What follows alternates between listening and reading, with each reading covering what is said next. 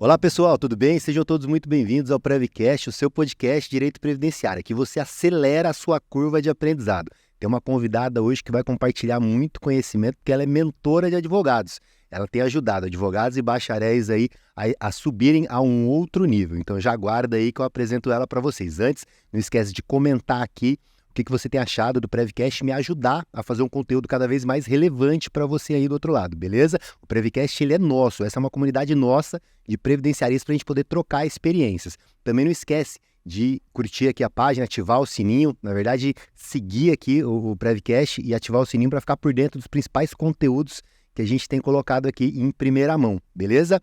Quero apresentar para vocês hoje a minha convidada, vamos ver se eu não erro o sobrenome dela, doutora Carolina Salchuk. Boa É tarde, isso mesmo? Dani. Tudo bem, doutora? Bem, tudo bem, graças a Deus. Acertei o sobrenome? Acertou. Salchuk. Você já tinha me falado nos bastidores que é ucraniano, é isso? Isso, ucraniano. Pô, legal, é parte de pai, parte de mãe. Parte de mãe, né? E de pai eu sou portuguesa, né? Tenho descendência portuguesa. Pô, legal. O ucraniano aí, quem que é?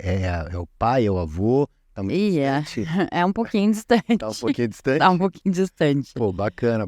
País frio, né? Sim, Quer dizer que é um país bastante frio aí. bastante frio. E a doutora é daqui de São Paulo. Sou de São Paulo. São Paulo, que lugar de São Paulo? Sou de São Paulo, da zona sul de São Paulo. Legal. Né? Hoje eu tô ali próximo ao metrô São Judas, ali na linha azul, vamos dizer assim. Bacana. E a doutora atua no direito previdenciário e só no previdenciário ou outras áreas também? Danilo, hoje eu só atuo no previdenciário e acidentário, né? Previdenciário. Isso, não tem nem como a gente atuar em outras áreas, né? O doutor sabe.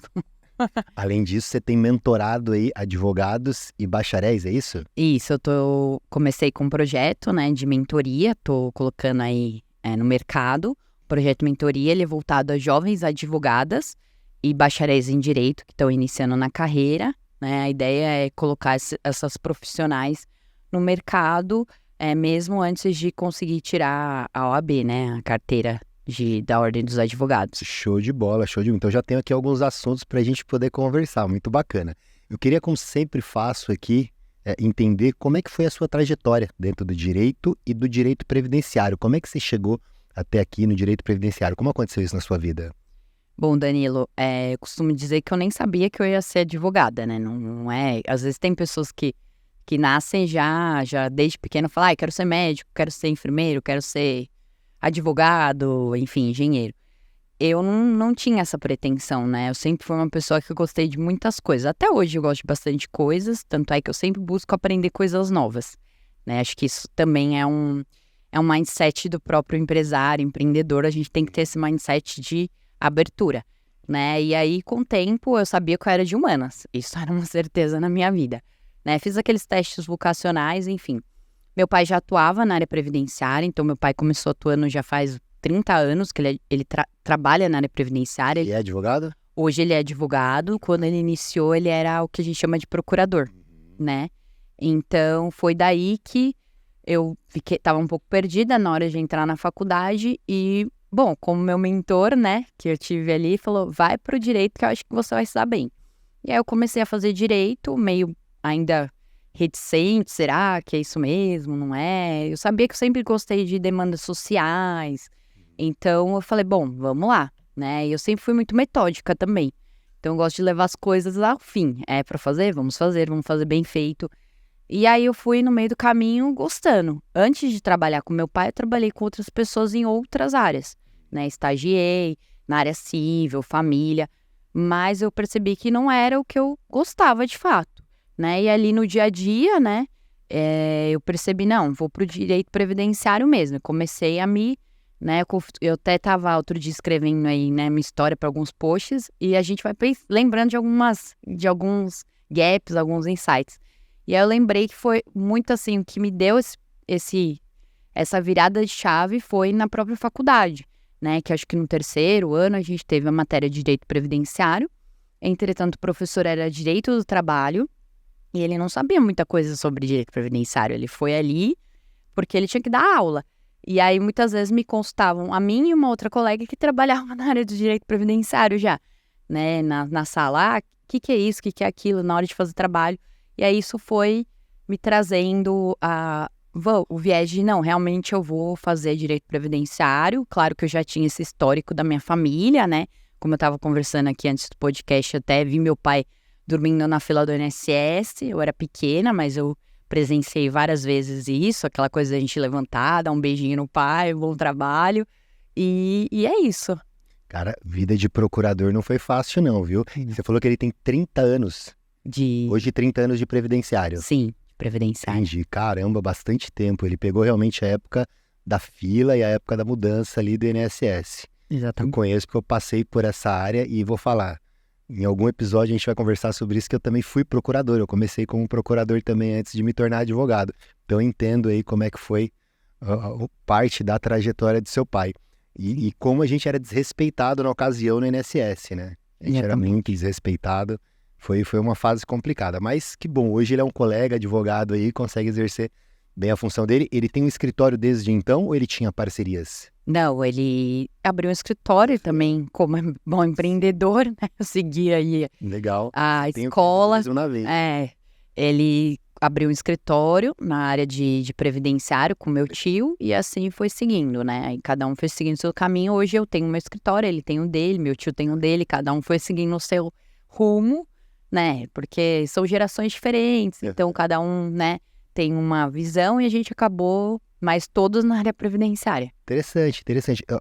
Você começou, logo quando você começou a faculdade, você já teve contato ali nos primeiros anos de faculdade já com o direito ali nessas outras áreas, é isso? Sim, primeiro eu quis estagiar, porque como meu pai tinha um escritório com meu tio, então eu ainda não me sentia um pouco à vontade de sempre estar lá.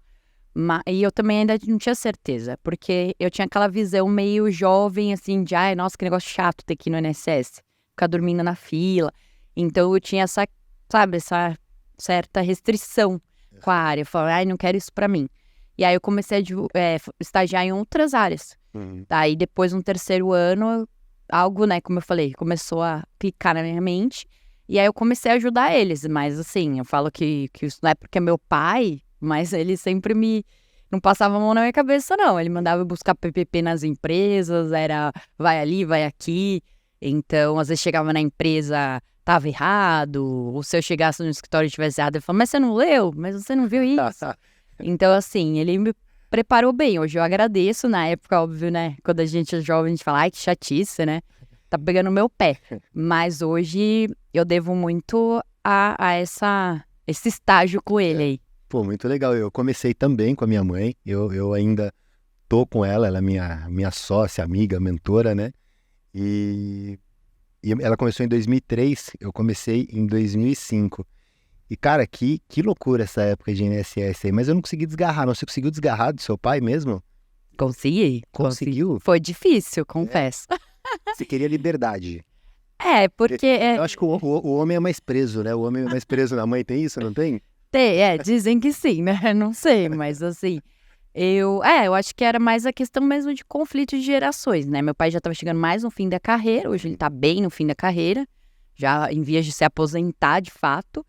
E eu ainda queria alçar novos voos, eu tinha aqueles ideais, aquela coisa mais jovial mesmo, sabe? Eu tinha muito essa pegada no empreendedorismo.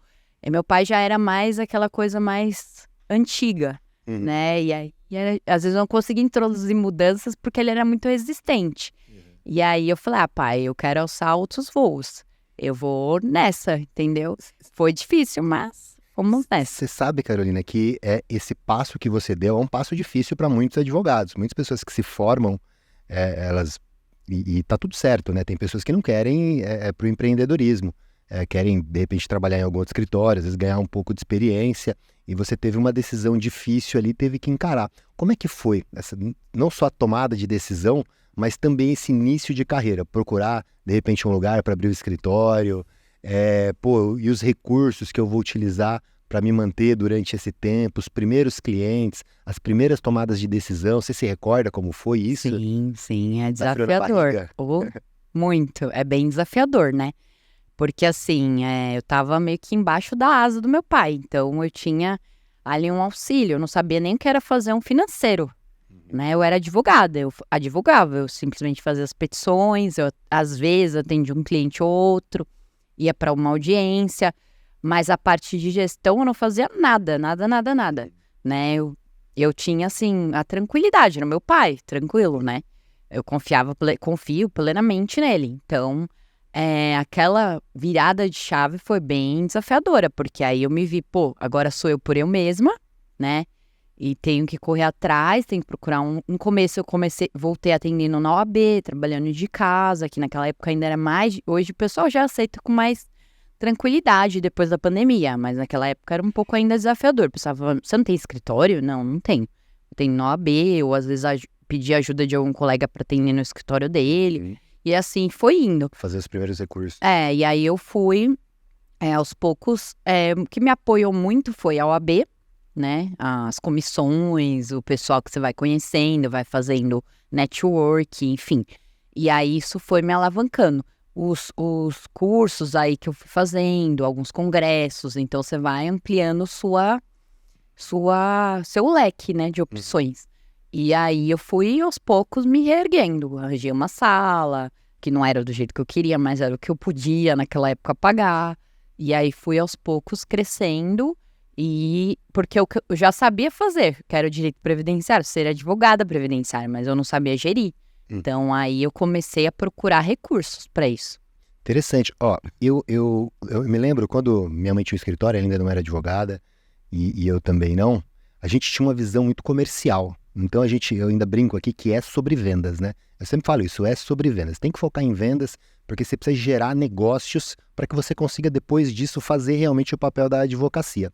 Como a gente não tinha muito, no momento ainda, a cultura da OAB em cima de nós, a gente realmente olhava com o olhar do empreendedorismo e com o olhar de negócio, que é muito provavelmente o que também aconteceu com o seu pai. Né? Aliás, até vou falar pro pessoal, vou deixar um link nesse vídeo aqui para vocês poderem baixar um e-book bacana que eu mostrei sobre vendas. Esse acho que é o primeiro episódio que eu vou disponibilizar aqui para vocês. Mas eu queria entender de você o seguinte, você também, nesse começo, que deve ter sido muito difícil, herdou isso do seu pai? Talvez ele tinha essa visão comercial e você também implantou muito forte, porque a OAB ela muda um pouco. Quando você está no comecinho do curso, a OAB já te dá ética ali e tal e te trava um pouco. Né? Você começa a ficar meio enclausurado. Você trouxe essa visão do seu pai? Você sempre focou em vendas, em parte comercial? Como que foi isso na sua carreira? Hoje eu tenho certeza que eu tenho esse tino comercial bem forte, né? Mas algumas coisas eu desenvolvi, realmente eu acho que sim, Danilo, tem essa diferença, porque a OAB acaba te dando uma limitada e às vezes por dificuldade de entender o que a gente pode fazer ou não, a gente fica um pouco com medo e receio de fazer determinadas coisas e sofrer alguma punição, né, eticamente falando. Mas sim, eu concordo que realmente teve essa parte que veio, né, porque quando você é procurador, você não está vinculado necessariamente ao código de ética, à tabela dos honorários, então existe sim, ele tinha mais esse tino comercial que eu não tinha, principalmente a questão. Quando eu falo do financeiro, foi a hora que eu tomei contato, porque aí é a hora que também, digamos assim, você precisa pagar tudo, ver tudo, começa a colocar tudo no papel, você fala, putz, eu preciso ganhar dinheiro, né? Não tem como. E aí é onde começa a bater algumas coisas, né? Porque a gente não nasce pronto, a gente vai se preparando. Então, nesse meio tempo, eu fui pro Sebrae, fui aprender o que é calcular um honorário, como que é fazer uma DRE, como que é fazer N coisas que eu não fazia a mínima ideia, entendeu? De como fazer. E aí eu vi, se eu não fizer isso, eu tenho fortes chances de não ir pra frente, de não conseguir ganhar dinheiro com a advocacia, né? Então eu fui colher instrumentos pra ir pra frente, pra me desenvolver. Pô, não ganho nada do Sebrae, mas o Sebrae é um parceiro mesmo do pequeno empreendedor, né? Dá pra você ter ali algumas informações que te ajudam bastante pro pequeno advogado, né? Poder utilizar e aplicar. Eles têm alguns programas que eles acompanham no seu escritório, pô, bem legal, bacana pro advogado aí que precisa se desenvolver. E aí hoje você tem um escritório seu, você tem sócio? Não. Não tem sócio, bacana, tomada de decisão sozinha aí, livre e independente. Você tem colaboradores? Como que é hoje? Tenho colaboradores, 2 colaboradoras, na verdade. Legal. Que foi um foco quando eu decidi abrir meu escritório, seria focar em mulheres, né? Isso veio também de mentorias que eu fiz, então nesse processo todo de mudança, quando eu me senti muito perdida, eu também procurei mentoras para me auxiliar, porque eu, né, precisava de um rumo, precisava estruturar, então tudo que eu planejei, né, foi voltado a essa questão do empreendedorismo feminino. Então, hoje eu tenho duas colaboradoras comigo. Legal, bacana. Você falou da mentoria. A mentoria é uma coisa muito interessante, porque o que você faz com ela? Quando você faz mentoria, né, quando você é mentorado, você acelera a sua curva de aprendizado. Você acaba aprendendo. O Edinho, aliás, deixar o card do episódio dele aqui, Edinho, da Inove, muito legal o episódio dele. Ele fala algo mais ou menos nesse sentido, que é bom se aprender. Inteligente é quem aprende com o próprio erro, mas aí tem um outro termo, que quem aprende com o erro do outro é mais inteligente ainda. Eu não me lembro o termo que ele utilizou, dei uma olhada aqui no card dele. Você aprende com o erro de outras pessoas, é isso? Cara, avança muito. O Prevcast, ele é isso. O Prevcast é um lugar onde você pode aprender com a experiência, com os erros que a doutora Caroline teve na carreira dela e com os acertos que ela teve. Teve muitos erros e acertos? Muitos, muitos. Quanto tempo já dessa carreira? Agora, digamos, solo, eu tô desde 2018. 2018, já é um bom tempo. 2017, 2018, isso. Já deu pra tomar bastante queda aí e também ter tido vários benefícios. Conta pra gente, como é que foi, doutora Carolina, esse tempo de 2018 pra cá? O que você teve de perrengue aí que você passou? Lembra de problemas difíceis? Como que você solucionou eles? Olha, Danilo, acho que o mais difícil é estar no papel de gestora, né? Isso é bem difícil, porque o advogado não é preparado para isso, como eu já falei, né? Bem, já disse aqui. Mas acho que o principal é isso, é a dificuldade da gente gerir equipe, da gente criar empatia, conexão, colocar as pessoas para trabalharem por você, com você. Então, isso sempre para mim foi uma questão muito forte, né? Eu já tive equipes maiores, né? E aí chegou um momento que eu falei, não sei se eu tenho equipe, se eu não tenho, a gente fica nesse dilema, porque é muito complexo, né? Cada um tem uma forma de trabalhar, tem um jeito, enfim, uma educação. Então, assim, a gente colocar tudo isso junto é bem desafiador. Eu acho que os desafios, assim, né, falando mais especificamente da gestão, eu acho que a gestão de pessoas. Gestão de pessoas. É muito complexo, é bem complexo. É uma das coisas mais difíceis, porque a motivação, ela nem sempre está só no salário, né? Aliás, é importantíssimo, as pessoas precisam do salário, mas a motivação, ela está também em outros aspectos, né? O próprio senso de pertencimento, a pessoa perceber que está servindo a um propósito maior do que ela. Tem um autor, quem quiser depois pesquisar lá, é Simon Sinek. Acho que ele é inglês ou americano, não tenho certeza. Que ele trabalha uma ideia do grande porquê, que é um grande motivador das pessoas dentro da empresa, né? Então, por exemplo, ela entender que a pessoa trabalha aí numa atividade, querendo ou não, a nossa advocacia é social, né? Ajuda o outro e ele perceber que realmente está ajudando pessoas. Isso é fundamental. Você trabalha lá com quais tipos de benefícios lá? Todos? Tem algum que você gosta mais? Olha, para ser sincera, eu gosto muito de auxílio-doença. Auxílio-doença? Olha aí, interessante. Porque eu gosto muito da área médica, né? Eu gosto de contestar laudo, eu adoro essa parte de você ter que sair, ver qual que é a CID, por que isso, por que aquilo, por que toma um remédio tal, qual a contraindicação. Eu gosto, apesar de a gente saber que é bem complexo, né, o auxílio-doença. Mas é claro que assim, eu trabalho desde planejamento, né, cálculo, até aposentadoria especial, né, mas eu passo por auxílio-doença, é uma área que eu gosto, só que é um ticket que não é um ticket alto, né, para o escritório. Então, então é um que eu faço, é um trabalho que eu faço e eu gosto, né, assim, internamente falando, no meu coração. Pulsa. Pulsa. Mas acidentário também eu amo, né, discutir se aquela doença tem vínculo ou não com o trabalho. Então, é algo que brilha meus olhos, assim, fazer manifestação de laudos. Eu gosto bastante. Você fez cursos específicos dessa área? O aprendizado ele veio tanto prática quanto teórico? Como que foi o desenvolvimento? Ou realmente pegando casos, trabalhando, se dedicando mais em cada um desses casos e aprendendo com eles? Um pouco dos dois, né? Eu fiz mestrado na área de saúde, então eu fiz mestrado na Fundacentro, Legal. que a gente trabalhou, é um mestrado interdisciplinar, né? Então não é multidisciplinar, desculpa. Ele trabalha outras áreas, então eu tive muita coisa relacionada à doença, saúde, ambiente de trabalho, então como que relaciona, NRs. Então, para mim, é uma grande paixão, assim, que eu gosto Quis fazer bastante. trabalhista? Porque passa por aí, né? Passa um pouco, sim. Porque assim, se você reconhece, consegue um nexo de causalidade para um cliente previdenciário, você tá com o mesmo cliente ali, né? Já, se de repente você tem um laudo positivo ali na VAT, sei lá. O trabalhista é muito interessante também e altamente lucrativo, né? Eu Pensou nisso? Sim, eu faço algumas ações trabalhistas, né? Eu titulo como acidentário porque o meu foco é mais o trabalhista acidentário, Entendi. né? Então, quando tem esse vínculo de nexo técnico-epidemiológico, essa parte eu advogo também, né? Mas a gente sabe os complicadores da perícia, então é um pouco complexo, né? Infelizmente, hoje no Brasil, a minoria dos clientes tem possibilidade de pagar um assistente, por exemplo. Então, é mais complexo quando você vai para um processo desse só contando com a perícia judicial, né? Ó, não sei se você viu os episódios, mas eu vou até deixar o card aqui, ó.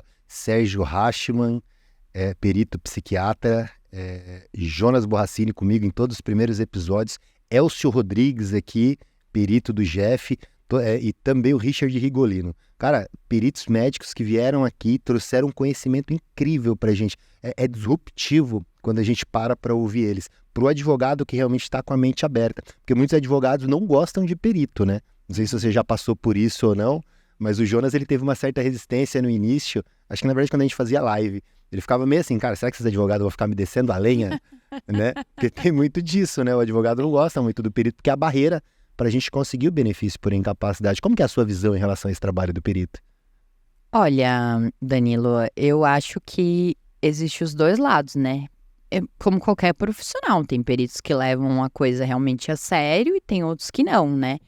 Mas, assim, eu acho que o preparo e também o que eu sinto muito é que, às vezes, o judiciário não está preparado para essa demanda médica, né? Então, tudo bem, tem um perito ali, o que ele diz é lei, vamos dizer assim. Então, geralmente, o juiz segue muito o que o perito fala, né? Isso eu acho que é o fator complicador. Então, quando a gente vê um laudo ali desfavorável, a chance de você reverter aquilo é muito pequena, né? Mas é claro que como advogado a gente tenta, mas eu vejo assim essa dificuldade, né? E essa falta de conhecimento do judiciário na hora de lidar com uma situação de doença, né? Porque muitas vezes o perito traz situações que você nitidamente vê que não, né, não tem relação, né? Por exemplo, porque ou fala que fez um teste e não prova que fez aquele teste, aquela manobra no cliente, no paciente, né, no segurado, e não tá ali descrito no laudo, e você contesta, mas não é levado em consideração. Então, acho que a grande dificuldade é essa interlocução entre o judiciário, a medicina, né, os peritos e o advogado. Eu acho que ainda tem muito a melhorar, né? Porque, no final, como você bem falou, né? O doutor falou, a gente lida com direitos sociais. Então, o final de tudo isso é uma pessoa ali doente, né? Uma pessoa com uma situação. Claro que tem casos e casos, né? Tem pessoas de boa fé, de má fé, mas a gente tem que sempre vir do princípio de que todos agem de boa fé, né? É que o incapacidade ele é muito complicado, né? Ele pra gente, porque a gente não tem tanto conhecimento técnico, você desenvolveu um pouquinho mais, né? Você acho que tá um pouquinho fora da curva, porque você fez um mestrado e teve um mestrado nessa área. Mas a maioria dos advogados não conhece absolutamente nada de medicina, né? E o advogado, ele, como eu percebo, né? Ele tem ele erra muito, porque ele entende que o laudo médico do assistente, então o médico assistente, sei lá, o médico faz o tratamento psiquiátrico do cliente, dá um laudo dizendo que ele está incapaz, o médico perito não vai aceitar. E aí o advogado ele não entende, ele fala, pô, mas eu tenho um elemento de prova aqui da incapacidade, mas esse não é um elemento de prova. O médico perito é medicina normativa, é uma medicina diferente, né? É uma medicina que tem um olhar diferente, ela tem que partir da dúvida e encontrar elementos objetivos que indicam a incapacidade. Então, os advogados, eles têm muita dificuldade de trabalhar com benefício por incapacidade.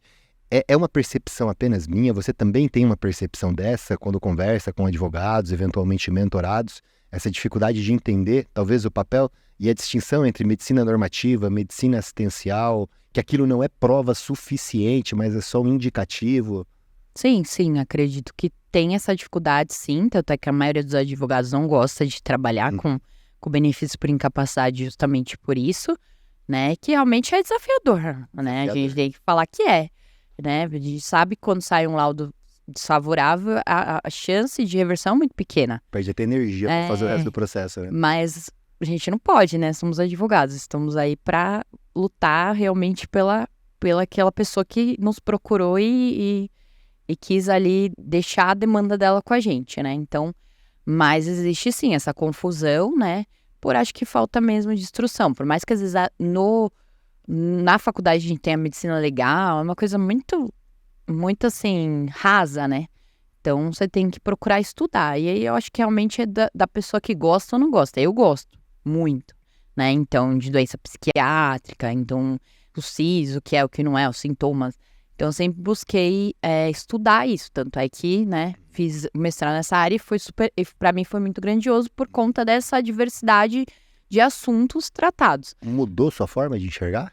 Muito, muito, muito. Porque eu procurei outros mestrados, passei até em processo seletivo em outros mestrados, mas o Fundacentro ele é público, eu acabei optando pela Fundacentro. E aí, no começo eu fiquei um pouco reticente. Falei, será que vai dar certo? E eu fui. E eu tive essa visão, porque dentro da minha sala tinha engenheiro de segurança do trabalho, tinha médico do trabalho. Então é outra visão. Inclusive, às vezes a gente até debatia um pouco, porque eu, como advogada de direito social, eu falo, não, mas isso aqui, a gente estava debatendo algum caso, não, mas isso aqui é tal coisa, não, eu entendo que tem relação com o trabalho, eles, não tem relação, entendeu? Então tinha esses debates e era bem grandioso a gente conseguir chegar, às vezes não chegava no consenso, óbvio, porque eu falo, não vamos... Pô, mas é uma troca enriquecedora demais. Muito. Outros profissionais consolidados nas suas áreas, trazendo o ponto de vista dele pra você, caramba, acho que isso deve agregar muito, né? Sim, agregou demais. Abriu minha mente muito, assim, enormemente. Eu já sabia que eu gostava da área, né? Da área de doença, de incapacidade. Mas depois eu... O que você fazia antes, que depois, por exemplo, desse mestrado, você falou, não vou mais fazer assim. Tô errando aqui, preciso fazer diferente. Você lembra de alguma coisa, assim, específica? Um pouco do que o doutor falou, de a gente se atrelar muito ao laudo do médico, esquecer que existe situações, por exemplo, resoluções do CRM, resoluções onde o perito tem que se pautar, né? Acho que o doutor falou que já teve outros episódios, os peritos aqui podem falar muito, devem ter falado muito melhor do que eu, né? Sobre esses pontos, mas existem resoluções, existem formas de fazer o laudo, né? Simplesmente, então hoje, quando eu vou debater um laudo, eu pego em todos esses pontos. Olha, não foi esclarecedor nesse ponto, não cumpriu a resolução tal, não fez isso, não demonstra que fez a manobra X. Então, eu vejo com outra visão, uma visão mais legalista, mais normativa, o que ele deixou de cumprir também. E aí eu aponto para o juiz, né? Em alguns desses casos eu já consegui reverter, porque o juiz, né, vai despachar com o juiz, ou faz uma sustentação oral e bate, faltou isso, faltou aquilo. E aí você consegue convencer de que realmente ficou faltando alguma coisa que não foi cumprida de forma correta. Legal. Você falou que é uma especialista também em questões acidentárias, né? Aí a gente tá falando do acidente típico, também a doença ocupacional, é isso? Que você falou do nexo, né? Nexo técnico. Você tem alguma estratégia específica para esses casos? Porque eles são muito mais interessantes. Minha mãe, a doutora Valéria, aliás, deixar o card dela aqui depois para vocês, o episódio dela foi bem legal. A doutora Valéria, ela tem essa visão, muitas vezes, de que, cara, se o processo ele apresenta características, que óbvio você tem que mandar o processo no lugar certo, né? Mas ela entende que a vara de acidente de trabalho, a perícia de lá é muito mais interessante do que a perícia do Jeff, né? Então, sempre que existem os elementos para ir para lá, ela se esforça, ainda que seja mais difícil levar esse processo para a VAT, do que, de repente, mandar ele no Jeff perder esse processo. Você tem alguma estratégia específica nesses casos? Algum olhar que você poderia compartilhar com a gente aqui? Eu acredito, essa visão é bem, realmente, a vara de assistente de trabalho é outra situação. Os peritos têm outra visão. É muito mais fácil você conseguir algo procedente lá do que no juizado. Isso é fato, né? E também, assim, às vezes a estratégia também tá em tentar pensar ali na competência territorial, né? Porque, assim, o juizado, ele já tem ali os peritos próprios. É esse. Então, em São Paulo, a gente já sabe. Vai ser psiquiatra, vai cair X perita. Então, ela tá ali e a gente sabe como que ela direciona o caso. Então, são coisas que você tem que estar atento. Como, por exemplo, em Guarulhos, a perita, no meu ver, né, não gosto dela. Então, é difícil passar alguma coisa por ela. Então, você, de repente, pode estrategicamente tentar mudar a competência ou ver alguma forma que você consiga direcionar melhor o processo. E aí, a vara acidentária, que eu acho que também é uma outra situação que poucos advogados querem advogar no acidentário, né? Falam, não, acidentário, auxílio acidente e tal. E a gente consegue muita coisa. Consegue audiência, coisa que a gente não consegue no GEF. Então, assim, se você tá lá divulgando na área acidentária, fazendo um processo acidentário, quer comprovar o nexo, muitos juízes na acidentária, eles fazem audiência. Agora, no GEF, você não consegue uma audiência para provar. Eu quero audiência para provar dificilmente, raramente. Já na vara acidentária é mais possível. Eles entendem com mais tranquilidade que você precisa provar. E aí houve testemunha para ver se realmente está relacionado ao trabalho, se é uma doença ocupacional, não é. Então, eu acho que a estratégia, é claro que assim, a gente vai para a justiça estadual, que também tem outras questões, né? Também alguns complicadores, mas existem estratégias muito, muito valiosas, sim. Inclusive, falando do acidentário, recentemente eu consegui um auxílio acidente para um bancário por questões de ansiedade, reconheceu a relação do trabalho. Então, a gente também está conseguindo muitas que são psiquiátricas. Não, é psiquiátrico mesmo. Psiquiátrico, tá. Isso, conseguimos. Isso, exatamente. E conseguimos audiência. Então, você tem que brigar ali pelo máximo que você consegue. E acho que como sua doutora Valéria, né, pontuou, realmente existe uma coisa mais interessante. Eu tava brigando com ela, tava falando, mas doutora, mas não dá muito trabalho ali, acho que não tem elementos. A gente tem de vez em quando os perrengues desse daí. Vou te contar um caso que eu atendi no escritório e teve audiência. Você falou de audiência, eu lembrei, né? Não me lembrava assim, acho que foi a primeira audiência que eu mesmo fiz na vara. Talvez o escritório já tenha tido outras, né? Mas eu fui nessa. Era um jovem, menino com acho que 6, 7 anos, ele tinha quebrado o braço. E aí ele passou a adolescência inteira dele com o braço meio dobradinho, assim, sabe? Meio dobradinho, assim. E aí ele começou a trabalhar numa indústria e ele tinha que colocar, acho que fio de bateria, alguma coisa de bateria. E aí ele fazia, acho que cerca de 5.000 movimentos. E aí o que aconteceu? Já com 25 anos, mais ou menos, ele precisou fazer uma cirurgia. E aí esse braço dele piorou um pouco. Eu falei, caramba, ele já tem uma lesão pregressa. Ele já tinha uma limitação também nesse braço, mas deu uma piorada. A gente falou, pô, vamos fazer. Trabalhamos muito bem o processo, tivemos um processo contra a empresa, o laudo foi positivo. Minto, olha que loucura, isso ainda fica pior. Vamos falar da VAT aqui. Aí o laudo positivo na VAT. Falei, pô, legal, deu boa, né? Laudo positivo, o juiz marca a audiência. Eu não gostei. Quando ele marcou a audiência, eu não gostei. Falei, pô, se ele marcou a audiência é pra me ferrar.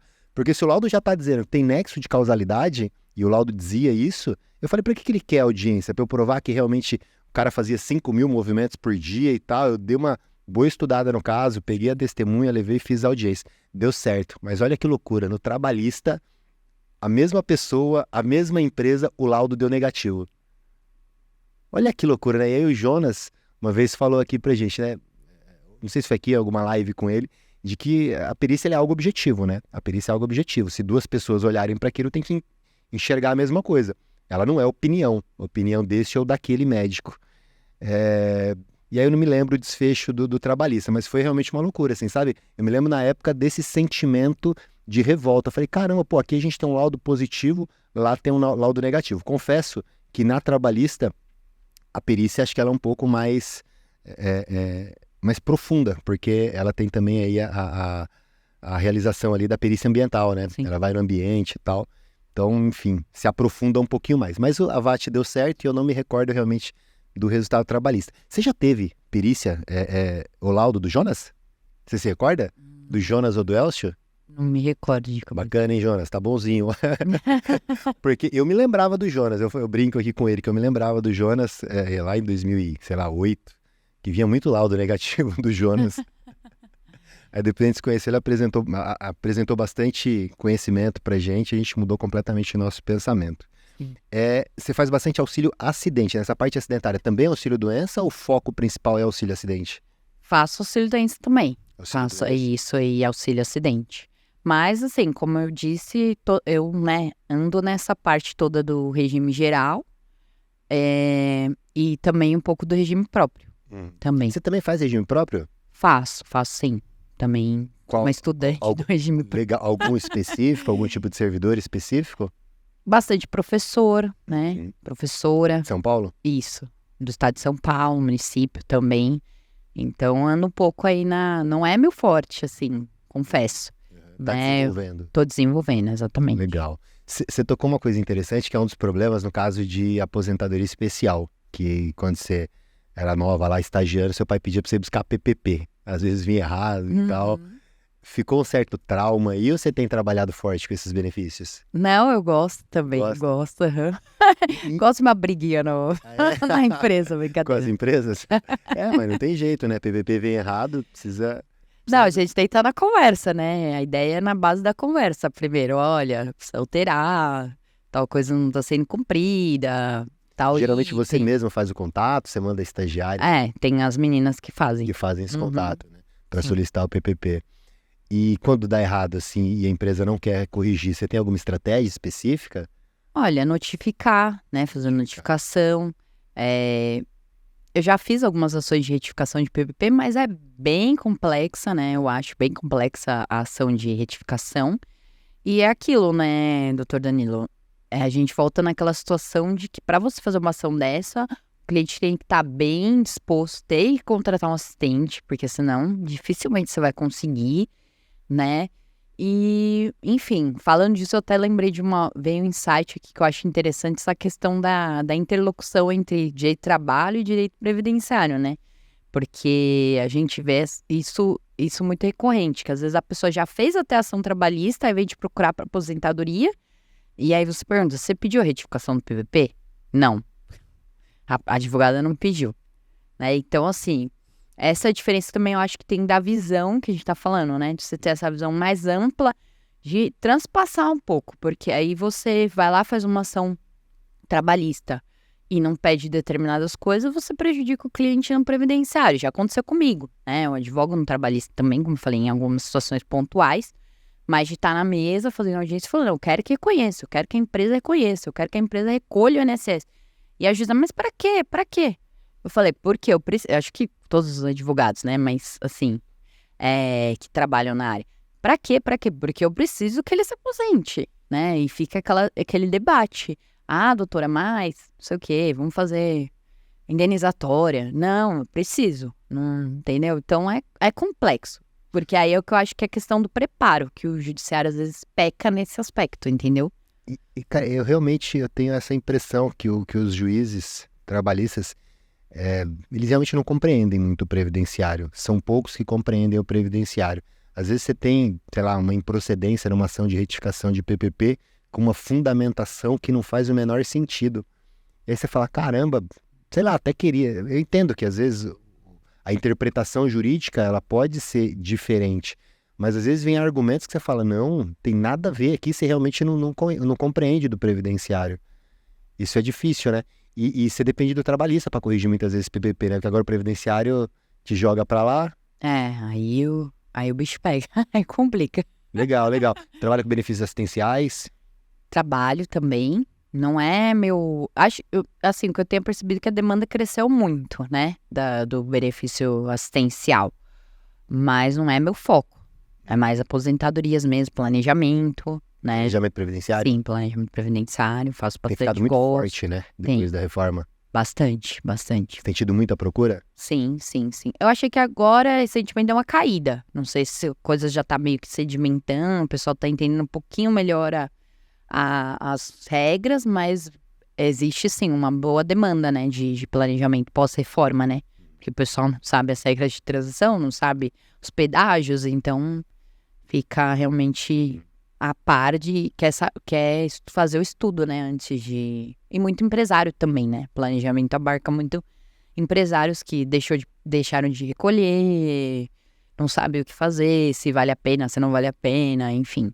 Para recolher de forma estratégica, né? Pensando numa boa aposentadoria lá na frente, enfim, ou não gastar muito dinheiro hoje quando não é necessário, precisa Sim, fazer um planejamento previdenciário, né? sim, precisa. Aliás, planejamento previdenciário, Xandão, coloca aqui, ó, doutora Maura. Doutora Maura é uma especialista, cara, em planejamento previdenciário, foi entrevistada aqui no Prevcast, trouxe bastante dica pra gente.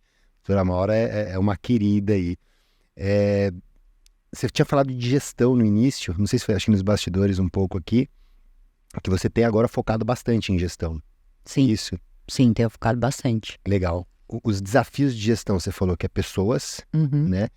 Processos, você tem definido processos dentro do seu escritório, processos internos, produtivos, esteira de produção, quais atividades vêm de forma sequencial uma da outra, você tem olhado para isso, começou a fazer? Sim, comecei a fazer, né? Eu vim numa crescente, né? Acho que a vida é isso, né? A vida de empreendedor, a vida pessoal é sempre desafio, né? A gente tá sempre girando um prato outro, nunca às vezes uma coisa tá boa, outra tá ruim, enfim. É assim mesmo. E aí eu vinha numa crescente quando eu abri o escritório, né? Cheguei a ter uma equipe até maior do que eu tenho hoje e comecei a montar missão e valores, fazer várias coisas. E aí deu uma decrescida, né? Tive que resolver algumas coisas também no âmbito pessoal, aí a gente acaba tendo que optar, né? Porque o dia só tem 24 horas, não dá pra, né, comprar tempo. E aí eu dei uma decrescida e agora eu voltei Focar em gestão. a focar mais em gestão, já há 1 ano e meio, por aí. Então, eu já estabeleci normas e procedimentos, forma de atendimento comercial, como Legal. que segue o padrão, uso hoje alguns apps, algumas formas, alguns programas de gestão, né, de atendimento ao cliente. Então, eu venho implementando tudo isso para melhorar e para que, assim, se vier mais gente, né, que a ideia é sempre de crescer a equipe, que já tem ali como que tem que ser, né? Não tem que ficar toda hora refazendo. Claro que a gente tem que revisitar, né, sempre essas questões, né, com uma certa frequência, mas que já exista um escopo para que aquelas novas colaboradoras que cheguem saibam, é assim que funciona o escritório, a gente tem uma missão, uma visão e valores, a gente tem uma forma de trabalhar, a gente tem reuniões estratégicas, quinzenalmente, e assim que a gente tem feito lá. Seu escritório está mais presencial ou também você tem focado muito no digital, no online? Não só para marketing, eu digo, mas para prospecção. Bastante no digital, sim. No digital também. Sim. Ele está crescendo muito, né? A gente conversou com a doutora Simone Batista, e a deixar o card dela aqui também.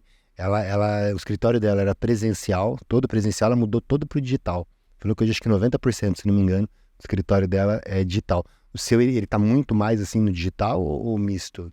Não, eu tenho ainda, né, minha operação é presencial, né, até porque como meu escopo, eu tô nesse escopo de gestão, eu quis, ano passado a gente tinha dias que a gente estava home office, né, mas como eu tô fazendo essa organização aí para um crescimento, então eu preferi que a equipe tivesse toda presencial nesse momento, para a gente poder determinar algumas coisas, mas a ideia é que a gente volte alguns dias em home, sim. Mas em questão de atendimento, a gente faz online também, tranquilamente. A gente é misto, né? Tem dias que a gente atende presencial, tem dias que a gente atende online. E temos aí plataformas, como eu disse, né?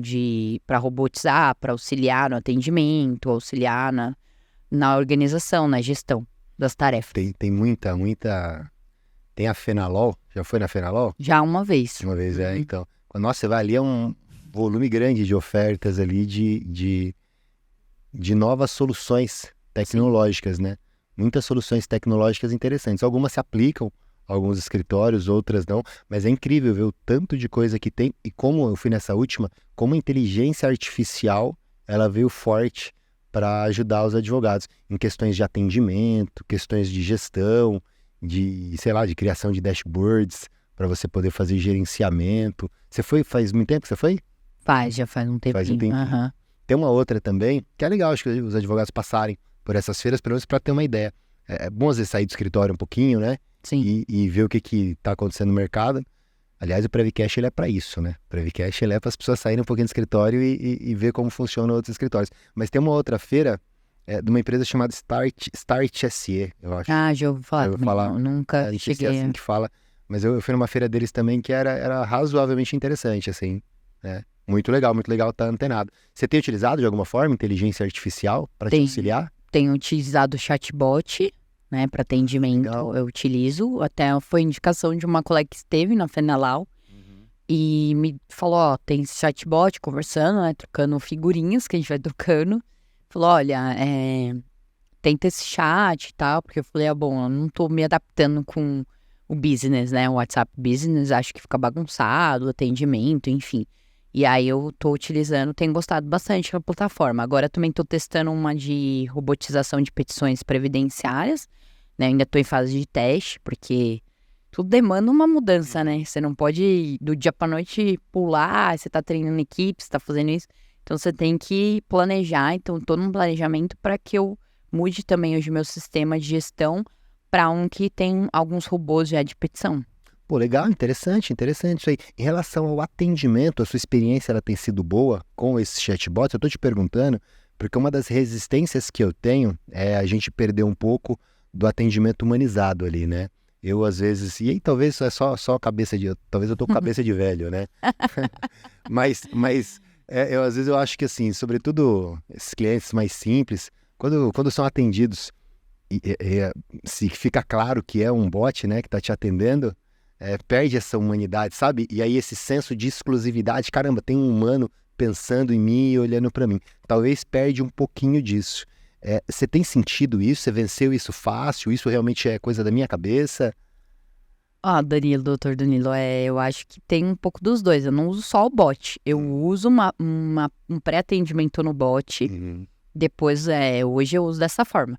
Depois ele direciona, né, para a área comercial.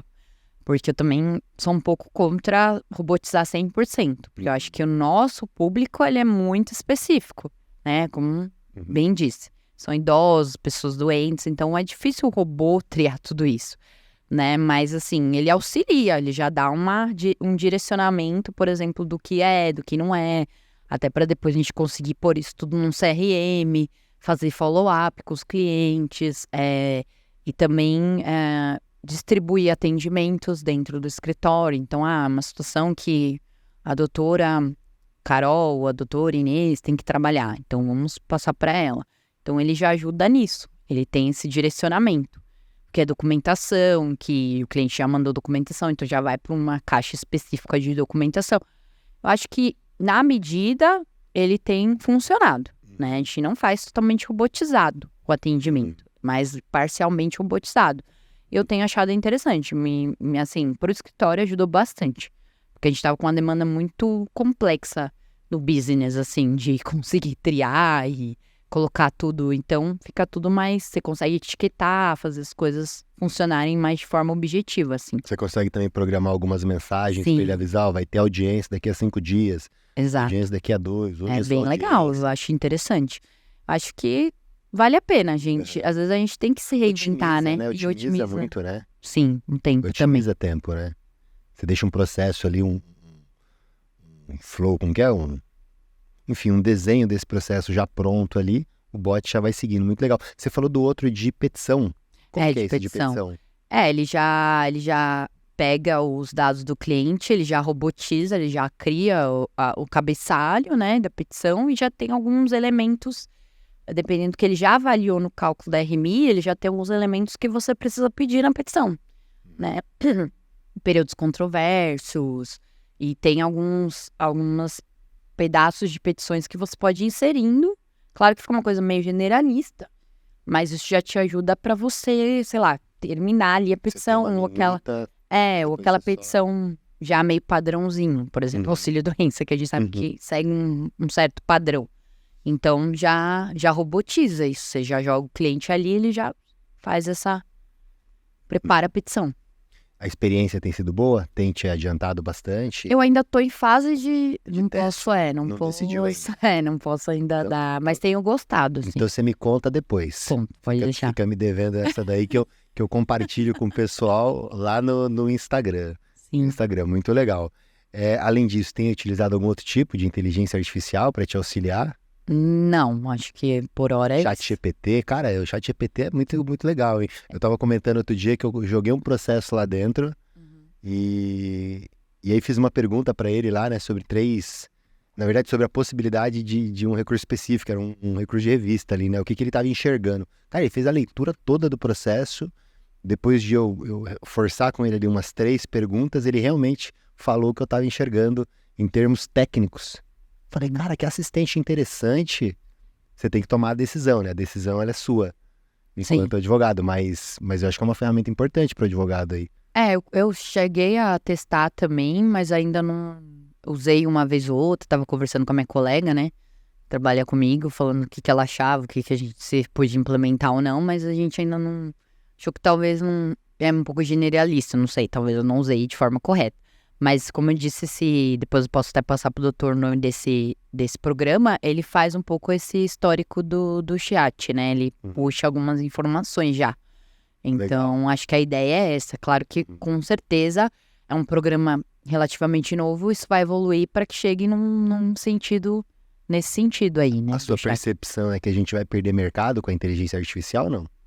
Não acho. Acho que a gente vai otimizar processos. Né? Eu acho que é claro, aquele advogado cartesiano que não se inventa, que só quer ficar fazendo petição, talvez fique para trás, como muitos ficaram na época da digitalização, né? Do PJE, né? Eu lembro, eu peguei um pouco essa mudança, né? Então, tinha advogado que ainda queria escrever na máquina de escrever, né? Que andava com um monte de papel. Então, esses podem ter perdido no mercado, mas eu acredito que os que têm a visão, eu acho que você querendo ou não querendo, que a gente falou no começo aqui da nossa conversa, querendo ou não querendo, você vai ter que ser um empreendedor, um microempreendedor dentro dali. De ser advogado, tá, eu quero trabalhar sozinho, eu quero trabalhar no escritório. Mas se você não tiver essa visão, você vai perder mercado, você vai perder sua posição, porque o mercado é isso, ele tá em constante mudança, cada vez mais rápido, né? Eu acho que, não acredito que o advogado cartesiano, sim, perca, aquele que não quer mudar. Mas a pessoa que quer, sim, mudar e que tem essa visão, eu acho que não vai perder, porque a gente precisa de advogados comerciais, precisa de advogados para N outras coisas que o computador não vai fazer, eu acho que não vai superar. Vai otimizar processos, né? É. Eu imagino que o advogado ele vai ser muito mais um gestor de conflitos, assim, de certa forma, sabe? Que é uma habilidade ainda muito do próprio advogado, né? Humano com humano, trocando sentimentos ali, sabe? Aquela negociação que muitas vezes acontece no trabalhista, não é o melhor exemplo, talvez, né? Que é uma negociação falsa, mas eu acho que esse é um papel que ainda vai caber muito ao advogado, né? Dessa gestão de conflitos, tanto de evitar, talvez, que processos aconteçam, né? O nosso país é muito conflitivo, né? A gente ainda tem uma advocacia que é muito de combate mesmo, de entrar com o processo. É diferente, por exemplo, do Harvey lá, né? Do Suits. Ah, sim. Que, vamos negociar, tal, senta todo mundo numa mesa. Talvez num nível muito mais alto de negócio. Mas aqui no Brasil é muito... a grande massa, mesmo, né? a grande massa é conflito, né? Você só vai ver uma situação dessa em questões muito mais extensas, de empresas enormes, mas a massa mesmo da população quer ir pra briga, né? Como que é essa mentoria? Você tem feito essa mentoria aí com os advogados? O que você tem tido aí de insights, de experiência com esses advogados e bacharéis? Esses bacharéis, você auxilia eles o quê? A passarem no exame da ordem? Esse tem sido o auxílio? Ou já uma preparação de carreira mesmo? Não, é uma preparação de carreira. A gente não tem essa pretensão de auxiliar no exame de ordem, nem tem um preparo para isso. Mas, assim, o que eu percebo, né, nessas mentorias, é óbvio que, assim, todo o processo é um processo que ele vai demandando mudanças, né? A gente estrutura a mentoria e, às vezes não é só a gente que escolhe o mentorado escolhe a gente, né? Então, nesse processo, algumas pessoas já foram me escolhendo, meio que, acho que de forma intuitiva. Não é nem de forma objetiva. Então, o que eu percebo muito é a questão das crenças limitantes. Então, são pessoas que... Geralmente, a pessoa que tem dificuldade de passar numa OAB, ela tem uma crença muito forte. De não merecimento, de não vou conseguir, de medo, ansiedade, porque geralmente é isso que pega. Então, são pessoas que estão começando no mercado, né? E a ideia não é focar no OAB, mas a gente acaba entrando em algumas coisas porque você vai entrar em umas crenças aí, né?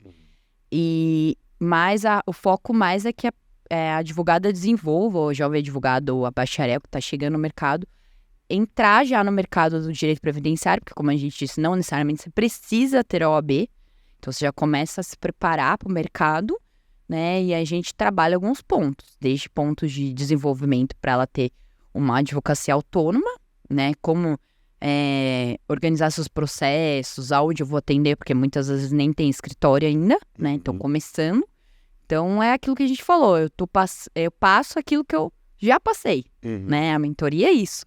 E aí, o que eu tenho entendido de tudo isso da mentoria, como eu falei, muitas mentoradas chegaram até mim, é o mesmo perfil, né? Justamente porque a gente acaba traindo isso também, que é onde eu quero trabalhar, que é estruturar, começar a trazer, assim, o degrau por degrau. Olha, você tem que fazer isso, vamos trabalhar um pouco de gestão, como você tem atendido, como você tem cobrado seus clientes. Aí a gente perpassa também por alguns pontos da área jurídica previdenciária. Você tinha comentado que, acho que em duas situações, acho que uma nos bastidores, sobre que você tem um olhar mais voltado aí para ajudar no empreendedorismo feminino, é isso? Sim. É mais no empreendedorismo. Que preconceito é esse, doutora, conosco? Ajuda a gente aí. Mas é legal, é um nicho. Embora uma brincadeira, estrategicamente enquanto negócio, é um nicho mesmo, né? Sim. Gera muita conexão, né? Você tem uma empatia, estrategicamente é muito interessante, né? Você realmente atrair mulheres empreendedoras que vão se inspirar em você, que estão começando no direito. Pô, estratégia muito legal. Sim, eu acho que é por aí, né, doutor? É a gente gerar essa conexão, né? É porque, claro, a gente tem aí, né, a parte da igualdade de direitos, enfim, né? Nenhum preconceito contra os homens, doutora, né? Mas a gente tem, obviamente, uma questão muito pessoal da mulher, né? A gente sabe que tem algumas questões que são muito relacionadas ao sexo feminino, né? Ao gênero, né? Então, a ideia foi nesse escopo de criar essa conexão, de criar essa troca, né? E tem sido muito legal. Essa semana mesmo eu recebi uma notícia de uma das minhas mentoradas, que a gente está trabalhando, ela criou o Instagram dela, isso a gente foi dando, né, a gente foi conversando na mentoria, então eu falei, faz seu Instagram, vamos fazer isso, vamos colocar alguns objetivos, e a gente colocou, ela conseguiu criar o Instagram dela e ela pediu demissão do escritório onde ela trabalhava, porque ela me contando algumas coisas, trocando ideia, eu falei, ó, né, ela falou, não é o lugar que eu quero estar.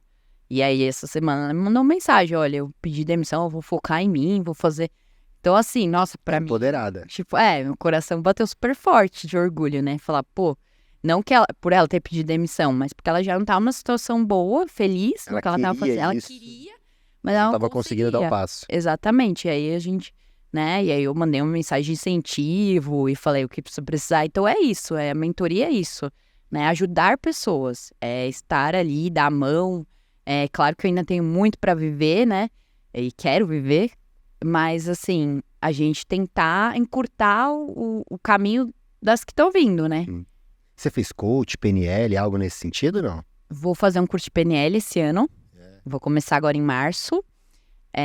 Mas não fiz nenhum curso específico. Tô também fazendo MBA em gestão de pessoas, né? E é isso. Mas eu vou fazer PNL esse ano, ó. Tô bem animada. Legal. Acho que gestão de pessoas é algo bem legal.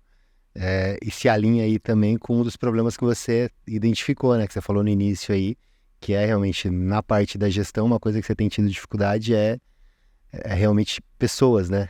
Sim. E aí é isso, cabeça de solução. Pô, se eu não tô conseguindo fazer, eu preciso resolver. Se eu não tenho conhecimento, eu preciso buscar esse conhecimento. Entender o que estão falando, quais são as ferramentas, estratégias. Acho que o advogado precisa correr um pouco atrás disso, né? Sim. Porque a gente não nasce pronto, né? A gente vai se criando. E aí é a diferença daquele que vai pro sucesso e aquele que não vai, né? É uma trajetória, né? Então eu vim aqui escutando a música da Isa, né? Fé. Eu gosto muito dessa música, acho muito forte. E é aquilo, eu não desisti, eu fui, né? Não adianta eu querer achar que eu vou chegar lá e às vezes a pessoa só vê, né? Só vê sua glória, mas não vê sua luta, né? Então é um trabalho, é um processo. Ninguém chegou lá. Às vezes um tem um caminho mais fácil que o outro, pode acontecer. A gente tem, graças a Deus, pais que nos ajudaram em alguma perspectiva, mas em algum momento a coisa também dependeu muito da gente. Então a gente não sabe, tudo bem não saber, não ter aquilo desenvolvido, mas vai procurar desenvolver. Legal, legal. Você falou aí que a mentorada teve bastante dificuldade de dar o passo, né? De tentar empreender. Que outras dificuldades você costuma identificar nesses mentorados, nesse jovem advogado, no bacharel? O que você costuma perceber assim, de dificuldade deles que você tem ajudado a solucionar?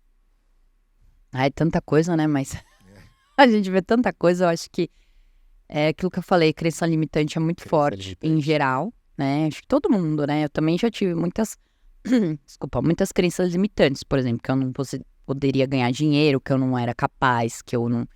E aí você tem que trabalhar tudo isso, né? Não é simples, é uma questão muito comportamental também, né? Por isso até vou fazer PNL, porque eu acho que PNL dá pra você trabalhar, é uma ferramenta legal pra você trabalhar com essas pessoas também, né? Mas eu acho que é aquela grande questão também de a faculdade não te preparar. Você sai pra fazer o operacional, pra ser advogado, fazer petição, defender, e a pessoa não sabe nem de onde começar. Ela tá no mercado, se ela tá no escritório, ela tem alguém que faz isso, e não tá feliz muitas vezes, mas também tem medo de ousar, de ir, de fazer, ou não tem recursos também, sejam emocionais ou financeiros. E aí ela encontra dificuldades. As dificuldades que eu vejo, por exemplo, às vezes a pessoa não sabe nem por onde começar para ter um programa de gerenciamento micro dos seus processos. Como que ela vai saber quem é o cliente dela, quantos clientes entraram, qual que é o dia da audiência, qual que é o dia que ela tem que fazer um prazo? Ela não sabe. Então, assim, é meio que pegar na mão mesmo, porque a minha mentoria é bem voltada para esse público, né? Já não é para um público mais desenvolvido, né? Então, é pegar na mão e falar, olha, você precisa, né, vamos desenvolver tal coisa, ou vamos desenvolver como você vai divulgar seu trabalho, né? Quem não é visto não é lembrado. Se você não tiver um Instagram, se você não começar a fazer um network, fazer tal situação. Então, são várias questões. Eu acho que desde o network, né, que a pessoa não percebe que ela precisa se colocar ao mundo para ver que ela existe, o que ela faz, né, até gerir os seus processos. Tudo bem, são 5 processos, mas são 5 processos. Amanhã vão ser 20, depois 100, depois 300. Se você não começar direito ali, a coisa tende a ficar complexa depois, né? Você falou, eu lembro que você falou do network agora, você tinha falado alguma questão em relação à OAB. Você está também na OAB, né, participando do... Atualmente não, mas eu já fui vice-presidente da Comissão Previdenciária lá do Jabaquara, Pô, legal. da subseção, né? Tô em outros institutos, né, mas só como membro. No momento, como, né, na fase que eu entrei no mestrado, eu tive que abrir mão de algumas coisas, porque não dava tempo de fazer tudo, e bem ou mal, a comissão, o pessoal te exige um pouco, assim, de você estar presente, fazer reunião, fazer isso, fazer aquilo. Tô retomando nessas atividades, mas nessa época de mudança, era bem a época que eu estava bem atuante na comissão. Então, foi, assim, um grande apoio para mim, sabe?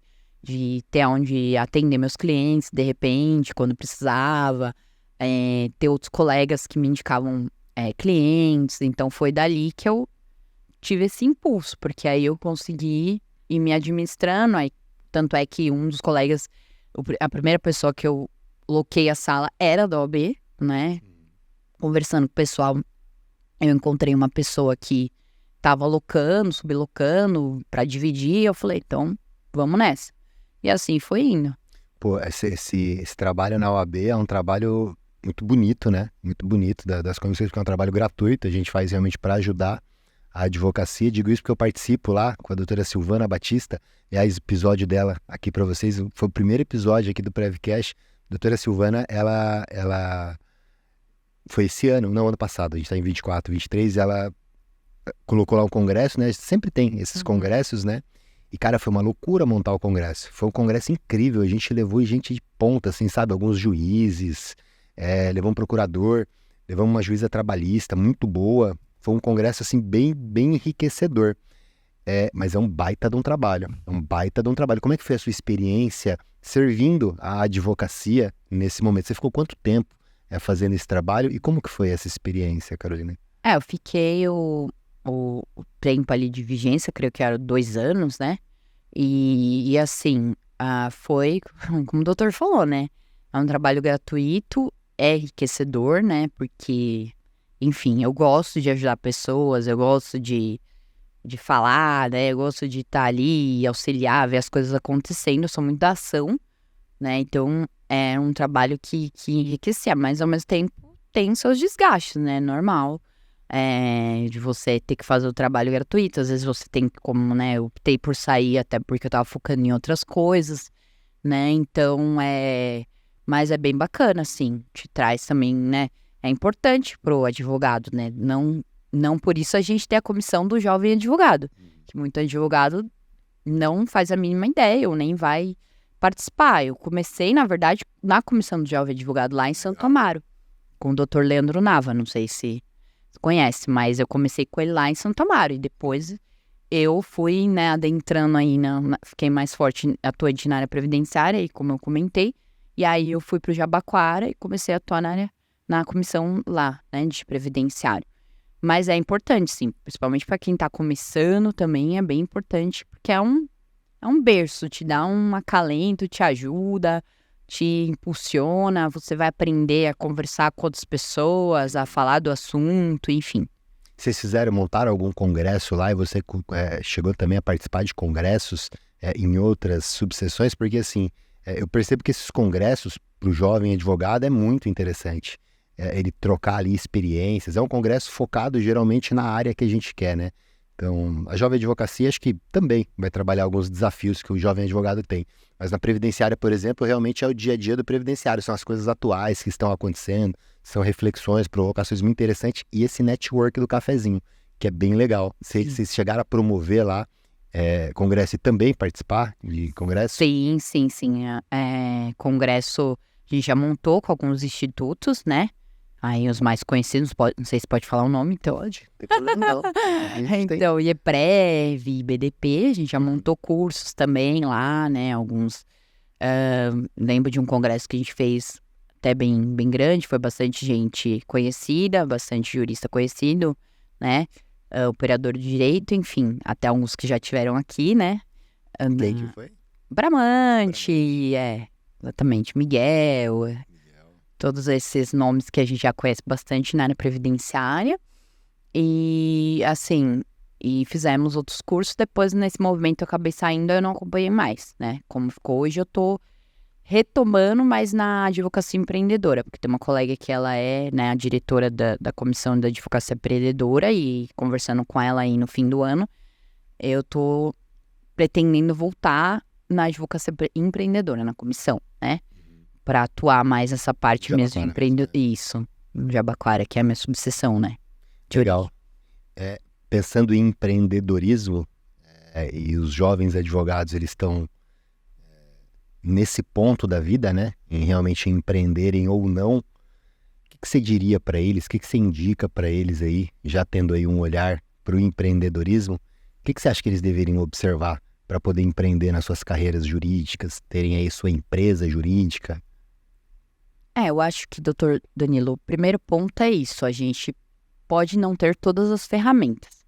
A gente pode buscar quem pode nos dar, ou nos ajudar, ou agregar, né? Porque não necessariamente precisa ser você, né? Você pode ter essa pessoa junto com você para fazer isso, né? E essa questão tá bem ligado à gestão, a procurar, por exemplo, eu falei do Sebrae, ou agora a comissão também tem gerado essas palestras também de empreendedorismo, porque se a gente não tiver essa visão, se o advogado que está chegando no mercado não tiver essa visão, ou como o doutor falou, ir numa Fenalau, ir num congresso, ele vai ficar para trás, ele não vai sair do lugar, não vai conseguir, né, ir para frente. Então, é saber encontrar os recursos onde eles estão. Isso você vai ter apoio dentro de entidades, de fato, né? Como BDP também, EPREV, enfim, quem está advogando na área previdenciária. E desenvolvendo Tem que abrir um pouco. Eu acho que a gente, às vezes, como advogado, a gente fica muito restrito a só querer aprender assunto jurídico. E não é só isso, né? Existem outras coisas. Por exemplo, lidar com pessoas é algo importante, né? Então, assim, eu creio que seria essa a dica. Se eu pudesse dar, E, claro, resiliência sempre, porque muitas quedas vão vir no caminho, muitas decisões erradas, acertos, erros, enfim. Mas se você tiver o foco em resiliência, com certeza você vai chegar lá.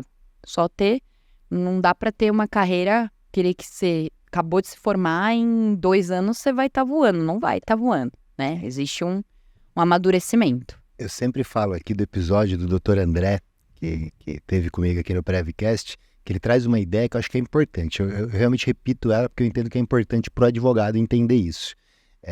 Ainda que você seja a carreira solo, você precisa ter uma hora que você tem que estar com o chapeuzinho ali do comercial, chapeuzinho do marketing, do financeiro e de todas as outras, da gestão, processos, né?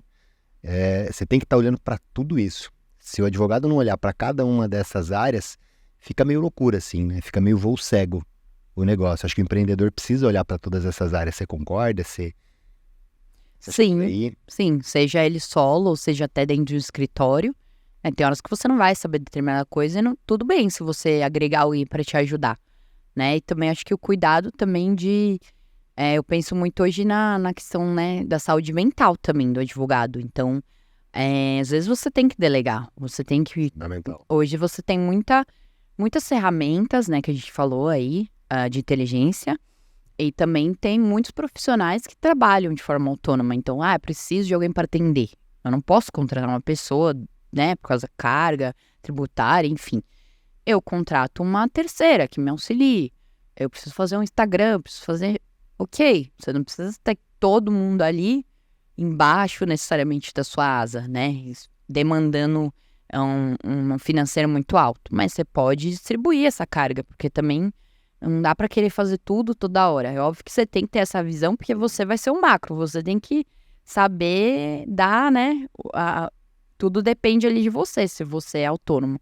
Mas você também tem que, horas, saber delegar, saber, eu não sei fazer isso, ou não dá para eu fazer isso, eu não tenho tempo para fazer isso. E delegar é uma grande dificuldade da maioria, não é nem dos advogados, é dos empreendedores de forma geral, né? Tem sempre aquele papo de, ninguém vai conseguir fazer igual a mim, né? Você teve essa dificuldade, você vê essa dificuldade, qual é a solução, você acha, para vencer essa barreira? Eu tenho, às vezes ainda a gente tem, né? Às vezes a gente tem essa dificuldade de largar e passar para outra pessoa por essa visão.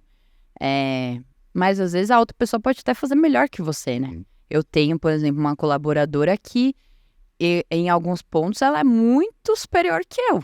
Entendeu? Muito. Eu tenho um viés mais comercial, de atender cliente. Ela é um viés mais detalhista. Então, a gente tem que, na verdade, além de delegar, saber dentro do seu time, né? Que aí vem a questão da gestão de pessoas, quem é melhor no quê, né? Mas você tem que chegar a esse amadurecimento, às vezes é difícil também, é desafiador. Mas, assim, você tem que ter esse amadurecimento. Às vezes, uma atividade eu nem faço tão bem. Por mais que seja o meu escritório, eu trabalhando sozinho, enfim, eu vou delegar para alguém uma atividade... Eu não faço bem, eu tenho que admitir, eu tenho que saber que aquilo eu não faço tão legal, que eu vou passar para outra pessoa e vai fazer melhor do que eu, até. Mas é um processo, às vezes eu também me pego, falo, não, acho que isso aqui, deixa que eu vou fazer. Não, eu falo, não, bem. Então você tem que, acho que a questão é aquela coisa das 48 horas. Às vezes eu já ouvi falar disso e acho que é bem por aí, às vezes a gente quer tomar uma decisão e fazer tudo e resolver tudo, às vezes a gente tem que parar, respirar, porque, às vezes, no momento que você está ansioso, que você quer resolver, você não vai tomar a melhor decisão, não vai fazer a melhor escolha. E se você deixar ali 1, 2 dias, a não ser que seja uma coisa urgentíssima, que tem que resolver ali, mas, né, não sendo, dorme, acorda, passa outro dia, talvez sua decisão vai ser melhor. O que você falou é muito interessante, porque somos seres emocionais, né? Nós somos seres emocionais e realmente tomamos decisão muitas vezes emocional, mas usamos a razão para justificar, né? O nosso sistema límbico, ele acha que é o responsável por essa questão das emoções. E o que você falou é muito estratégico. Cara, é você lutar contra a sua natureza. E aí você cria uma estratégia para lutar contra a sua natureza. Não vou tomar uma decisão agora. Confesso pra você que tem hora que eu faço isso. Se não for urgente, eu falo, não, vou esperar. Vou esperar.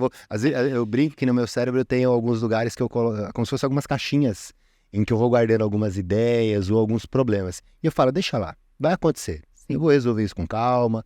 E aí, sabe, eu tento não pilhar e também não tomar uma decisão tão imediatista assim para não fazer bobagem, né? É uma estratégia muito legal. Sim. Você percebe que a gente toma muita decisão emocional? Sim, com certeza. Ele é tudo emocional. É, total. Ele é muito emocional. Deixa eu te perguntar uma coisa, doutora Carolina. O Prevcast, você tem assistido o Prevcast? Tenho acompanhado, tava super ansiosa pra vir aqui, aliás, agradeço o convite, né? Tô sentando aqui, já vi grandes passando aqui, fiquei super feliz ao convite aí, né, de estar aqui, tenho acompanhado. A gente sempre acompanha, eu Como acompanho. tem sido essa experiência? Conta pra gente assim, só pra me dar um feedback. Olha agora. Não, eu quero entender assim, tem sido valoroso pra você? Tem te ajudado de alguma forma? O que realmente... Eu vou te perguntar por conta do seguinte, né? Eu tava focando muito nos primeiros episódios, mas na parte de gestão, marketing, estratégias e troca de experiências, que realmente é o meu objetivo principal. E aí uma pessoa que assiste, ela falou assim, cara, mas que histórias legais. Eu falei, pô, bacana, né? E a parte lá... Ela falou, não, tem a história de fulano, ciclano, beltrano. Eu falei, caramba, mas e a parte da parte técnica, né? Aí ela falou também que, pô, legal, muito bacana, mas que as histórias conectavam muito. E talvez eu não tava com essa percepção. De lá pra cá eu comecei a ouvir um pouco mais as histórias, né? Uhum. Então, assim, como é que tem sido pra você o Prevcast? Como é que ele tem servido pra você? Ele tem trazido insights pra você aplicar no seu escritório? Tem sido mais conexão com pessoas? Tem sido alguma outra coisa diferente disso? Doutor, é o que a gente estava falando, né? O ser humano, ele é emocional. Então, a gente se liga a histórias, né? No fundo, claro que a gente quer aprender. Eu tenho grandes juristas que passaram aqui, tenho como mentores mesmo, como eu quero estar lá, né? Eu sempre acho que a gente tem que ter alguém que a gente coloca ali como é ali que eu almejo chegar, né? Então, a minha carreira inteira, eu foquei naquilo e falei, é aquela pessoa que eu quero ser um dia, né? Então, eu acho muito interessante a gente falar, assim, de histórias, porque a gente se conecta com as histórias, né? É o que eu falei, às vezes as coisas nos escolhem, nisso, né, de forma intuitiva, a pessoa nos escolhe, a história nos escolhe, às vezes a pessoa que a gente fala, eu quero almejar chegar ali, a história é muito próxima da sua, porque, né, de forma... Você percebe que tá no processo. Exatamente, tá? Me foi muito interessante, vi da Vera, da Bramante, da Maura. Então, assim, estive acompanhando, sim. Foram episódios que marcaram. Sim, marcaram, com certeza. A Vera, eu já sabia um pouco da história dela, eu já tive contato com ela, então eu sei um pouco que ela foi servidora. Então, a gente vai acompanhando aí, e eu tô muito feliz, como eu falei, de estar aqui. Nossa, a gente fez um corte da Vera, bombou, viralizou. Eu lembro que eu tava num curso, era um sábado ou um domingo, não me recordo agora. Um curso, acho que sobre tráfego pago. E aí o celular começou a aparecer e tal, daqui a pouco uma colaboradora, minha assistente, a Daiane, braço direito nessa parte de marketing, aí ela mandou uma mensagem e falou, cara, você viu o que tá acontecendo? O vídeo da doutora Vera tá bombando. Aí eu olhei lá e falei, caramba, realmente, nossa, bombou. Foi muito legal, ela contava um negócio do INSS no passado, acho que o INSS jogou fora alguns documentos, acho que foi algo nesse sentido, acho que foi esse corte, se não me engano. Mas foi muito legal, foi, né? Bombou esse daí. E outro que bombou foi o da doutora Ivani, né? Ah, Doutora Ivani também, ela foi minha nossa. professora, maravilhosa. Pô, ótima professora. Sim, Eu lembro que eu fui fazer uma sustentação oral com a doutora Ivani. eu gosto bastante. Ela é irreverente também, eu gosto do astral dela. Baita no astral. E aí fiz a sustentação oral e tal, eu ainda não conhecia ela, né? Fui conhecer depois porque eu lembro desse dia e tal, e acho que ela, não lembro se ela era relatora, mas eu lembro que ela deu provimento ao meu recurso e tal, eu falei, pô, que legal, cara, que galera da hora, que turma bacana, e deu muito certo, então realmente é um pessoal legal. E tem te ajudado, então, nessa parte de conexão, tecnicamente, tem te ajudado também, de alguma forma, trazendo insights para o seu negócio? Sim, sim, dessa parte também da comunicação, de como, né, a pessoa chegou ali, o que ela usou, né, que ferramentas ela usou, como a gente tem conversado aqui também. Mas assim, acho que o Prevcast é isso, né? Falar de história, falar de pessoas. Olha eu já. Conexão? Não, legal, mas é importante. Olha É eu já feedback. dando Não, mas é bom a minha feedback. opinião. Mas é importantíssima a sua opinião para mim, é verdade. Se você é uma ouvinte do Prevcast, é para você ele. É para você e é para você também. Olha que marqueteiro, hein? É para você também. Mas é verdade, é verdade. Pô, o Prevcast é pra gente aí, né? Eu tenho que fazer algo que é para nós, porque... Não, Pode ser maravilhoso. Eu tenho gostado muito, me interessei desde o começo, quando eu vi o nome, também já tá Conectou super bem. conectado com nós aí, previdenciaristas. Eu via um problema muito grande nesse olhar de gestão, de marketing, de vendas, de olhar negócio como negócio. Sim, E esse foi, desde o primeiro episódio, a proposta, né? A proposta de falar bastante sobre isso, sobre essa parte. Porque eu acho que, pô, o advogado não olha muito para isso, a gente não teve isso na faculdade. exatamente. Você teve seu pai, que foi um empreendedor, né? Imagino que você deve ter aprendido muito com ele aí. E ele teve escritório antes de você, né? Sim, Quando você estava estagiando, já tinha escritório. Então ele já estava ali, gerindo e criando uma carteira de clientes e pensando em negócio. Mas nem todo mundo tem essa oportunidade. Muitas pessoas não têm, não exato. conseguem, às vezes, fazer essa transição do operacional para o estratégico. Sim, Não conseguem trabalhar ali a questão tática do escritório. E eu acho que, pô, eu sinto que isso é tão importante para os advogados, exatamente. mas eu vou focar cada vez mais nas histórias aqui. Não, mas eu tenho acompanhado, tenho gostado bastante. Maravilha, maravilha. E o que você deixa de dica pro advogado, então, aí, que tá começando, né? Pensando aí, advogados mais ou menos iguais aos que você tem mentorado. O que você pensa aí de dica, de estratégia? Se tivesse que, sei lá, criar um checklist para ele, cara, observa isso aqui, faz isso aqui, que vai dar muito certo. Vamos lá. Acredito que seja essa questão da resiliência, é um ponto primordial para quem quer ser advogado. Inteligência emocional, tem que trabalhar a inteligência emocional muito, muito. Eu tenho trabalhado bastante também, né? E porque a gente lida com conflito, a gente lida com diferentes pessoas. Então, acho que eu partiria daí. Até às vezes mais do que a parte só jurídica, né? Quando você fala de resiliência, por exemplo, né?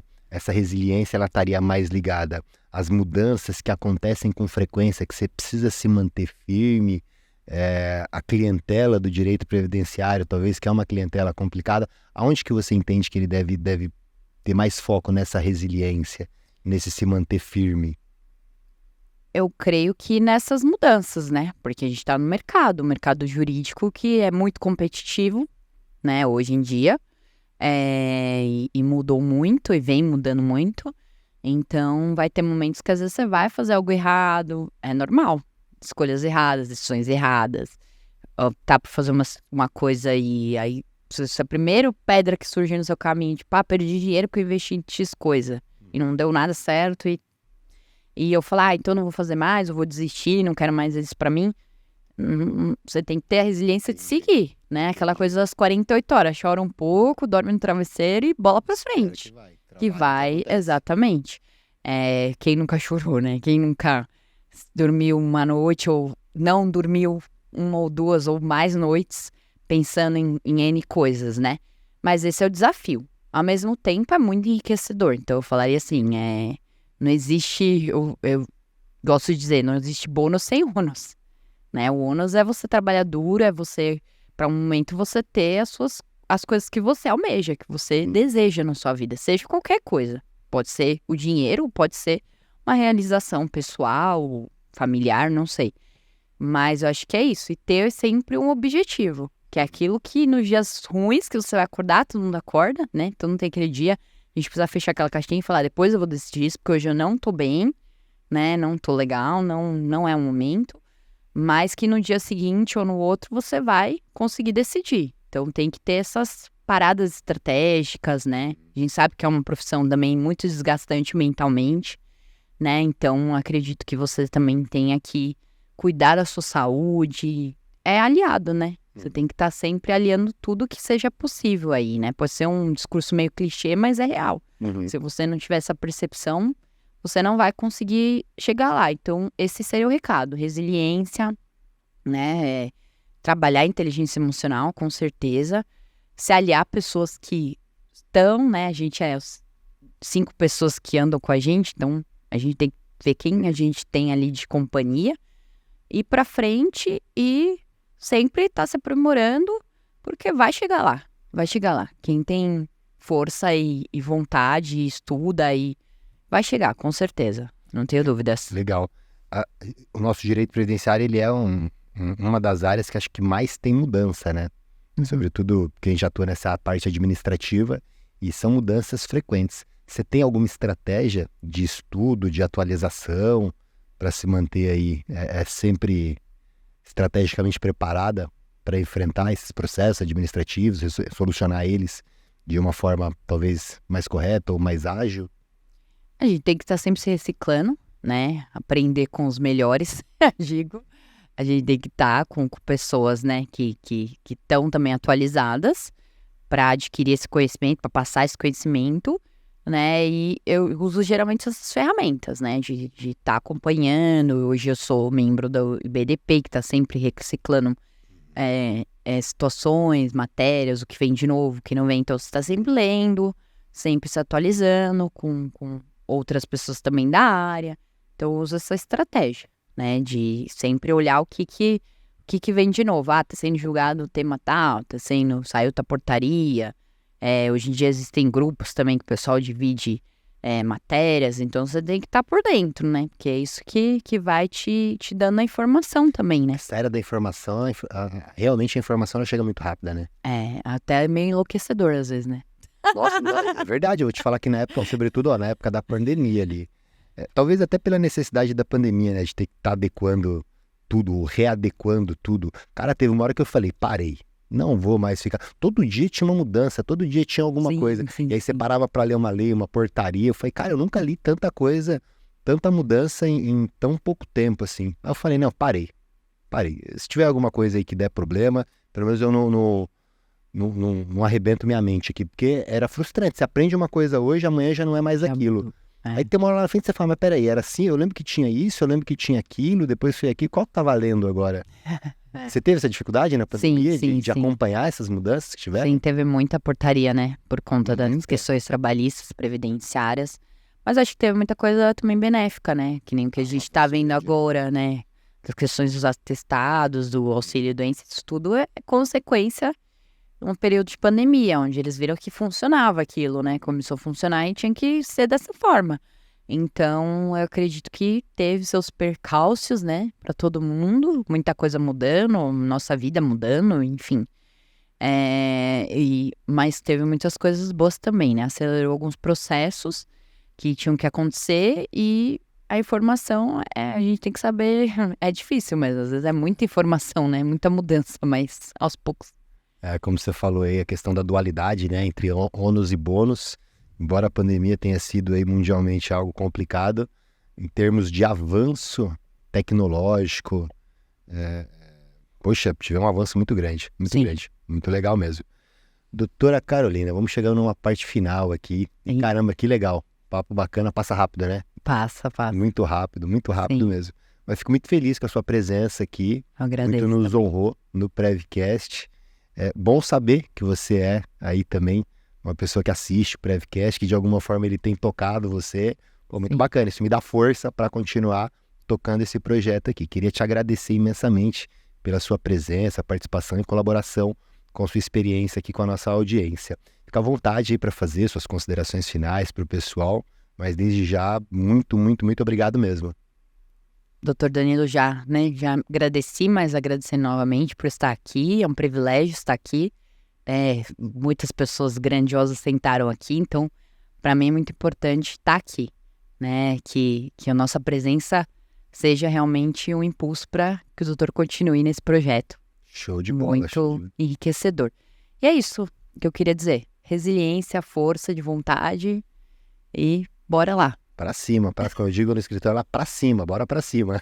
Obrigada, viu? Show de bola. E mais uma pessoa grande sentou aqui comigo no meu Prevcast. Muito obrigado mesmo. Queria agradecer você aí que esteve com a gente até agora. Não esquece de compartilhar nos seus grupos de WhatsApp.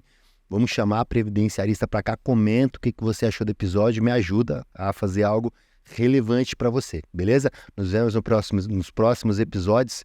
Obrigadão, valeu.